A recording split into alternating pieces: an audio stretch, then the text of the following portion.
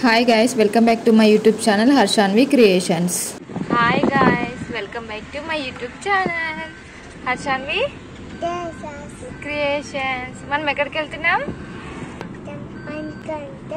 ఏ temple కి వెళ్తున్నాం? Edupayala temple. Hi Vedu. మన తెలంగాణలో చాలా టెంపుల్స్ అయితే ఉన్నాయి. అందులో ఒకటైనది శ్రీ ఏడుపాయల వనదుర్గమ్మ టెంపుల్. ఈ టెంపుల్ వచ్చేసి మనకు మెదక్ డిస్టిక్ పాపన్నపేట మండల్ నాగసన్పల్లిలో అయితే ఉంది.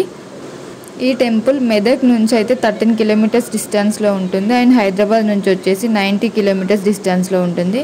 మేమైతే హైదరాబాద్ నుంచి అయితే బయలుదేరాము. మనం ఈ టెంపుల్కి వెళ్ళాలంటే హైదరాబాద్ నుంచి మెదక్ వెళ్ళే హైవే నుండి అయితే వెళ్తాము. మేము ఈ టెంపుల్కి వెళ్తున్నప్పుడు అయితే మధ్యలో ఫారెస్ట్ అయితే వచ్చింది. మనం హైదరాబాద్ నుంచి వెళ్ళేటప్పుడు నర్సాపూర్ మీదుగా అయితే వెళ్తాము. ఇంకొక 13 కిలోమీటర్స్ మెదక్ రీచ్ అవుతాం అనేటప్పుడు మనం లెఫ్ట్ సైడ్ అయితే టర్న్ తీసుకోవాలి. 1 to 2 కిలోమీటర్స్ లోపలికి వెళ్తే మనకి టెంపుల్ అయితే వస్తుంది. చూడండి, మనం టెంపుల్కి వెళ్ళే దారిలో అయితే ఇలా ఉంటుంది.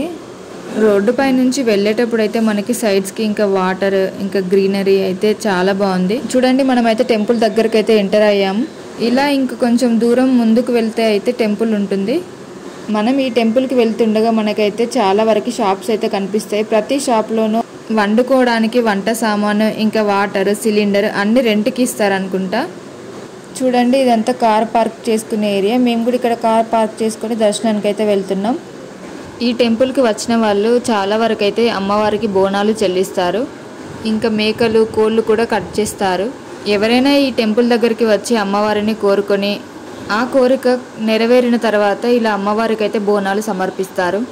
పార్కింగ్ ఏరియా నుంచి మనమైతే కొంచెం దూరం ముందుకు నడుచుకుంటూ అయితే వెళ్ళాలి.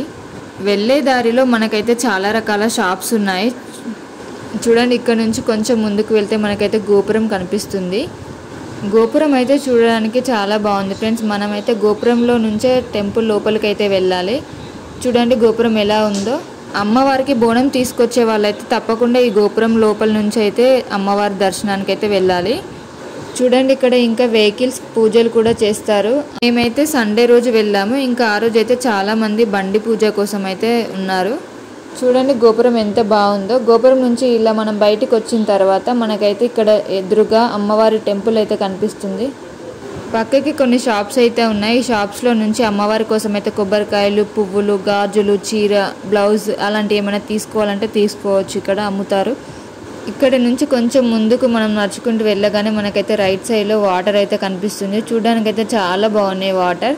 చూడండి, మనకి రైట్ సైడ్లో కళ్యాణకట్ట ఇంకా కేశఖండన అని అయితే ఉంటుంది. ఎవరైనా అమ్మవారికి తలనీలాలు ఇచ్చే వాళ్ళైతే ఇక్కడ తలనీలాలే తీస్తారు. ఇలా కొంచెం ముందుకు వెళ్ళగానే మనకైతే రైట్ సైడ్లో ప్రసాదం కౌంటర్ కూడా ఉంటుంది. ఇక్కడ పులిహోర, లడ్డు ప్రసాదంగా కూడా ఇస్తారు. ఇది దాటి కొంచెం ముందుకు వెళ్తే మనం దర్శనానికి అయితే వెళ్తాము. అమ్మవారి దర్శనం చేసుకునే వాళ్ళు 2 రకాలుగా చేసుకోవచ్చు. స్పెషల్ దర్శనం ద్వారా కూడా చేసుకోవచ్చు. స్పెషల్ దర్శనం టికెట్ వచ్చేసి పర్ హెడ్ 80 రూపీస్ ఉంటుంది. ఇలా కాదు అంటే నార్మల్గా కూడా దర్శనం చేసుకోవచ్చు. ప్రతి సంవత్సరం శివరాత్రి రోజైతే ఇక్కడ ఏడుపాయల జాతర జరుగుతుంది. ఆ రోజైతే చాలా మంది అయితే పబ్లిక్ వస్తారు. మనం అమ్మవారి దర్శనానికి వెళ్ళే ముందు చాలా మంది అయితే ఇక్కడ వాటర్లో కాళ్ళు కడుక్కొని ఇంకా కొబ్బరికాయ, అగరబత్తులు ఇక్కడైతే వెలిగిస్తారు. ఇక్కడ అందరైతే కొబ్బరికాయలు కొడుతున్నారు. ఇక్కడ కొబ్బరికాయ కొట్టయితే చాలా మంది దర్శనానికి అయితే వెళ్తారు. చూడండి, ఇక్కడ చిన్న వాటర్ కొలను లాగా అయితే ఉంది. దీనిని సంతాన గుండం అని కూడా అంటారు. ఎవరైనా సంతానం కావాలనుకున్న వారు ఈ గుండంలో 5 మునుగులు మునుగుతారు. లేదంటే ఆ వాటర్ని తలపైన చల్లుకొని అయితే దర్శనానికి వెళ్తారు. ఈ గుండంలో మునిగితే సంతానం కలుగుతుందని ఇక్కడ భక్తుల నమ్మకం. చూడండి, ఇలా కనిపిస్తుంది అమ్మవారి గుడి. ఇక్కడ మనమైతే రైట్ సైడ్ నుంచి దర్శనానికి అయితే వెళ్తున్నాం. సో ఇక్కడ కనిపిస్తుంది చూడండి ధ్వజస్తంభం. ఇలా మనం టెంపుల్ లోపలికి వెళ్ళగానే మనకి రైట్ సైడ్లో అయితే ఓడిబియ్యం పోయి స్థలం అని ఉంటుంది. ఇక్కడైతే అమ్మవారికి చాలామంది ఓడిబియ్యం సమర్పిస్తారు. ఎప్పుడు చూసినా ఈ టెంపుల్ వద్ద అయితే రష్ ఎక్కువగా ఉంటుంది. అందులో సండే రోజు ఇంకా చాలామంది అయితే వస్తారు. చూడండి, అమ్మవారిని అయితే చాలా అందంగా అలంకరించారు. చూడడానికైతే చాలా బాగుంది. టెంపుల్ లోపల కూడా అంత హడావిడి ఏం లేకుండా కూల్గా ప్రశాంతంగా అయితే అమ్మవారిని మొక్కుకోవచ్చు. మాకైతే దర్శనానికి ఒక 10 to 15 మినిట్స్ టైం అయితే పట్టింది. ఇలా అమ్మవారిని మనం దర్శనం చేసుకొని బయటికి అయితే వస్తాము. ఇలా బయటికి వచ్చిన తర్వాత కొంచెం ముందుకు వెళ్తుంటే మనకి లెఫ్ట్ సైడ్లో బోనాలు చెల్లించు స్థలం అని ఉంటుంది. ఇక్కడికి వచ్చిన వాళ్ళు చాలామంది అయితే అమ్మవారికి బోనాలు చెల్లిస్తారు. ఎందుకంటే ఇక్కడ అమ్మవారిని కోరిన కోరికలు తీర్చే అమ్మవారిగా పిలుస్తారు. చూడండి ఇక్కడ ఓపెన్ ప్లేస్ ఎంత బాగుందో. ఇంకా ఈ టెంపుల్ దగ్గర ఎక్కడ చూసినా మంకీలు అయితే కనిపిస్తాయి. ఇంకా ఇప్పుడు మేమైతే గుట్టపైన ఉన్న ఎల్లమ్మ టెంపుల్ ఇంకా జమదగ్ని టెంపుల్ చూడడానికి అయితే పైకి వెళ్తున్నాం. చూడండి పైనుంచి టెంపుల్ వ్యూ అయితే ఎంత బాగుందో. ఇలా గుట్ట పైకి ఎక్కిన తర్వాత మనం కొంచెం ముందుకు వెళ్తే ఎల్లమ్మ టెంపుల్ కనిపిస్తుంది. చూడండి ఎల్లమ్మ టెంపుల్కి వెళ్ళే దారి ఇది. చూడడానికి ఒక చిన్న సందులాగా ఉంటుంది. వెళ్ళేటప్పుడు మనకి పక్కకైతే చిన్న చిన్న చెట్లు, గ్రీనరీ, చూడడానికి ఒక అడవిలాగా అయితే ఉంటుంది. కొంచెం లోపలికి వెళ్ళగానే మనకైతే టెంపుల్ కనిపిస్తుంది. చూడండి ఈ కనిపించే టెంపులే ఎల్లమ్మ తల్లి టెంపుల్. మేము టెంపుల్ దగ్గరికి వెళ్ళి అయితే ఎల్లమ్మ తల్లిని దర్శనం చేసుకున్నాము. చూడండి దగ్గర నుంచి టెంపుల్ ఎలా ఉందో. దర్శనం చేసుకున్న తర్వాత ఇంకా కొంచెం పైకి వెళ్తే మనకి జమదగ్ని టెంపుల్ అయితే ఉంటుంది. పైకి ఎక్కడానికి దారి అయితే సరిగా లేదు. అన్ని చిన్న చిన్న బండల పై నుంచి అయితే వెళ్ళాలి. చిన్న పిల్లలు అయితే ఎక్కకపోవడమే బెటర్, ఎందుకంటే దారి సరిగా లేదు కాబట్టి పడిపోయే అవకాశం ఉంటుంది. ఇలా మనం కొంచెం ముందుకు వెళ్ళగానే మనకైతే ఒక చిన్న గుట్టలాగా కనిపిస్తుంది. ఆ గుట్ట కింద నుంచి అయితే వెళ్ళాలి. ఆ గుట్ట కింద జమదగ్ని టెంపుల్ ఉంటుంది. చూడండి మనమైతే దగ్గరికి అయితే వెళ్ళాము. ఈ కింద నుంచి అయితే ఇప్పుడు మనం వెళ్ళాలి. కింద చూడండి ఎలా ఉందో. మనం జమదగ్ని చిన్న ఒక టెంపుల్ ఉంటుంది. ఇక్కడ ఒక అమ్మ కూర్చొని ఉంటుంది. ఈ అమ్మ బొట్టు పెడుతుంది వచ్చిన వాళ్ళందరికీ. ఇలా కొంచెం పక్కకి వచ్చాక మనకి ఒక బండరాయి అయితే ఉంటుంది. ఈ పెద్ద బండరాయి పైన చాలామంది అయితే ఒకదానిపైన ఒకటి చిన్న చిన్న స్టోన్స్ అయితే పేర్చారు. ఇలా పేర్చడం వల్ల వారికి ఇల్లు కట్టుకోవాలనే కోరిక నెరవేరుతుంది అని ఇక్కడ భక్తుల నమ్మకం.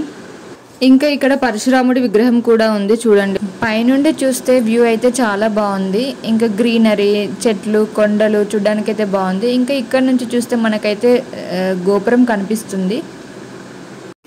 ఇదైతే ఒక ట్రెక్కింగ్ లాగా ఉంది ఎక్స్పీరియన్స్. ఇంకా మేము పైకి ఎక్కి అలసిపోయాము. సో ఇక్కడ కాసేపు కూర్చొని రిలాక్స్ అయ్యాము. ఇంకా పైనుండి దిగి కిందికి రాగానే చూడండి ఇక్కడ కోతులు అయితే ఎలా ఉన్నాయో. ఇక్కడ పక్కన బోనాలు చెల్లిస్తారు కాబట్టి ఇక్కడ కోతులు చాలా ఉన్నాయి.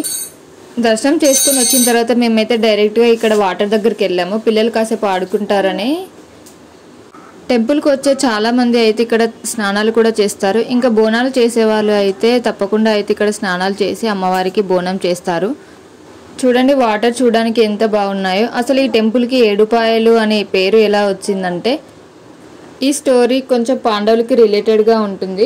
ద్వాపర యుగంలో పాండవుల మనవడైన ప్రదక్షిత్ మహారాజు వేట కోసం ఒకరోజు ప్లేస్కి వచ్చినప్పుడు అతనికి బాగా దాహం వేసింది. అయితే దగ్గరలో ఉన్న ఒక ముని ఆశ్రమంకి వెళ్ళాడు. అక్కడ వాళ్ళని నాకు చాలా దాహంగా ఉంది, కొన్ని మంచినీళ్ళు ఇవ్వండి అని అడిగాడు. అప్పుడు ఆ ముని ఘోర తపస్సుతో ఉండడంతో ఈ పరీక్షిత్ మహారాజుని అసలు పట్టించుకోడు. ఇలా ఎన్నిసార్లు అడిగినా ఆ ముని రెస్పాండ్ అవ్వకపోయేసరికి పరీక్షిత్ మహారాజుకి కోపం వచ్చి దగ్గరలో ఉన్న ఒక చనిపోయిన పామును తీసి ఆ ముని మెడలో వేసి వెళ్ళిపోతాడు. కాసేపటి తర్వాత ఆ ముని కుమారుడు ఆశ్రమానికి వచ్చి చూస్తే తన తండ్రి మెడలో పాము ఉండడం చూసి కోపంతో ఈ పని చేసిన వారు ఎవరైనా సరే తక్షకుడు అనే పాము కాటుకు మరణిస్తాడు అని శాపిస్తాడు. సో అందువల్ల పరీక్షిత్ మహారాజు పాము కాటుకి చనిపోతాడు. అప్పుడు పరీక్షిత్ మహారాజుల కొడుకు జనమే జయంతి తన తండ్రి మరణానికి కారణమైన పాముని, పాము జాతిని ఎలాగైనా సరే అంతం చేయాలని దానికోసం సప్త ఋషులతో కలిపి ఒక యాగాన్ని మొదలుపెట్టాడు. అప్పుడు ఈ యాగం వల్ల ఎక్కడెక్కడ ఉన్న పాములన్నీ ఇక్కడికి వచ్చి ఈ వేడిగుండంలో పడి చనిపోతాయి. ఇదంతా గమనించి సర్పజాతి మొత్తం అంతమవుతుందనే భయంతో నాగుల తల్లి కద్రువ దేవతలందరినీ వేడుకుంటుంది. అప్పుడు బ్రహ్మదేవుడు ఈ యాగం ఆపే శక్తి ఒక ఆస్తిక మునికే ఉంది అని చెప్పి అప్పుడు ఈ సర్పాలన్నీ ఆస్తిక మునిని ప్రార్థిస్తే ఆస్తిక ముని ఇక్కడికి వచ్చి జనమే జయంతికి నచ్చచెప్పి యాగాన్ని ఆపేస్తాడు. అప్పటికే చనిపోయిన పాములన్నిటికీ స్వర్గలోక ప్రాప్తి ప్రసాదించమని దేవుళ్ళని వేడుకుంటుంది. అప్పుడు గరుత్మంతుడు పాదాల లోకంలో ఉన్న భోగవతి నదిని తీసుకొచ్చి ఈ యజ్ఞగుండాలపై ప్రవహింపజేస్తాడు. ఆ యజ్ఞగుండాలని పవిత్రం చేయడానికి ఆ భోగవతి నది 7 పాయలుగా చేరి గోదావరిలో కలిసిపోయింది. ఇప్పుడైతే ఆ భోగవతి నదిని మనం మంజిర నది అని పిలుస్తున్నాం. అయితే ఈ 7 పాయల్లో వెలిసిన ఒక పాయ అమ్మవారి పాదాలను తాకుతూ వెళ్తూ గోదావరిలో కలుస్తుంది. ఇక్కడ 7 ఋషులు యాగం చేయడం, ఇంకా ఇక్కడ ఉన్న నది 7 పాయలుగా చీలడం వల్ల ఇక్కడ ఉన్న అమ్మవారికి అయితే 7 పాయల వనదుర్గమ్మ తల్లి అనే పేరు అయితే వచ్చింది. ఈ 7 పాయల్లో ముందు 3 పాయలు ఉంటాయి, టెంపుల్ వెనక అయితే 4 పాయలు ఉంటాయి. ఇలా టెంపుల్ దర్శనం చేసుకొని మనం కొంచెం ముందుకు వెళ్ళగానే మనకైతే ఒక డ్యామ్ ఉంటుంది. చూడడానికైతే చాలా బాగుంటాయి. చూడండి ఒకసారి డ్యామ్ ఎలా ఉంది. ఇది పైనుండి వ్యూ ఒకసారి చూడండి. చూడడానికైతే చాలా బాగుంది పైనుండి. మీరు కూడా తప్పకుండా వీలు చూసుకొని అమ్మవారిని అయితే దర్శించండి. ఇది ఒక టూరిస్ట్ ప్లేస్ లాగా ఉంది. ఫ్రెండ్స్ ఇంకా ఫ్యామిలీ మెంబర్స్ అందరూ అయితే కలిసి వెళ్ళి ఇక్కడ మంచిగా నాన్ వెజ్ వండుకొని తిని చాలా బాగుంటుంది. తప్పకుండా అయితే వీలు చూసుకొని వెళ్ళి అమ్మవారిని దర్శనం చేసుకోండి. ఇంత మంచి బ్యూటిఫుల్ ప్లేస్ని అయితే చూసి ఎంజాయ్ చేయండి. Thank you for watching. Please subscribe to my channel and do support me. Thank you.